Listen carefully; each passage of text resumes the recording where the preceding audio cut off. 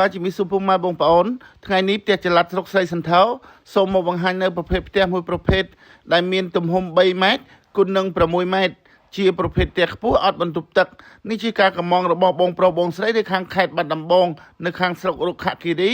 ជាការកម្មង់របស់បងស្រីពៅផ្ទះទំហំ3ម៉ែត្រគុណនឹង6ម៉ែត្រនេះគឺតម្លៃរបស់វាតែ5500ទេបងប្អូន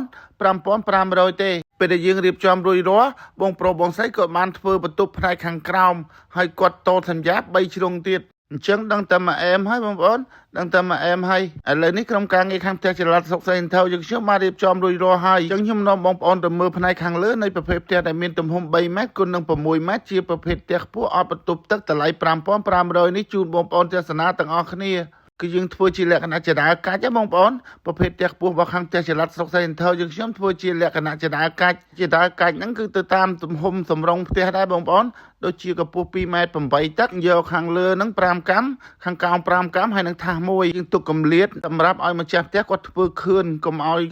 មាត់ចដាហ្នឹងវាប៉ះនឹងដីបងប្អូនយើងឡើងពីចដាកាច់ហ្នឹងមកយើងមកដល់វេរ៉ាំដាហ្នឹងជាទូទៅទំហំរបស់វាគឺ1ម៉ែត្រកន្លះគុណនឹង3ម៉ែត្របងប្អូន1ម៉ែត្រកន្លះគុណនឹង3ម៉ែត្ររៀងធំទលាយវាល្មមវាសមជាមួយនឹងម៉ូតកោងយើងកាច់កោងមកវាស្អាតបងប្អូនអាចយក1ម៉ែត្រក៏បាន2ម៉ែត្រក៏បានដែរអាហ្នឹងអាស្រ័យទៅលើម្ចាស់ចង់បានផ្នែកវេរ៉ាំដាធំឬមួយក៏ផ្នែកវេរ៉ាំដាតូចបើចង់បានវេរ៉ាំដាតូចអានឹងសាច់បន្ទប់រៀងធំបានវេរ៉ាំដាធំអានឹងសាច់បន្ទប់រៀងតូចខុសត្រូវគ្នាតាមការកម្មង់របស់បងប្អូនហើយក្នុងផ្ទះគឺបែបហ្នឹងបងប្អូនគឺយើងប្រើក្តារអញ្ចឹងលោកញីឈ្មោះអត់មានចំហអត់មានប្រហោងអីទេហើយប្រភេទឈើដែលខាងផ្ទះចល័តស្រុកស្រីសន្ធរយើងខ្ញុំធ្វើជូនគាត់គឺប្រើគ្រឿងរនុកអនងផ្ទួងផ្លានបកងដាណៃប្រើសាឡៅក្តារអញ្ចឹងពីដើមប្រើសក្រំបងប្អូនមើលខាងក្នុងផ្ទះមើលទៅឃើញស្អាតអត់បងប្អូនបើបងប្អូនឃើញស្អាតបងប្អូនសូមជួយ like ជួយ share ជួយឲ្យបេះដូងផងណាបងប្អូនសូមជួយ like ជួយ share ជួយឲ្យបេះដូងផងពោះផ្ទះដែលមានទំហំ3ម៉ែត្រគុណនឹង6ម៉ែត្រហ្នឹងវាតូចល្មមណាបងប្អូនធ្វើសម្រាប់គ្រួសារតូចគ្នាពី3នាក់បើសិនជាបង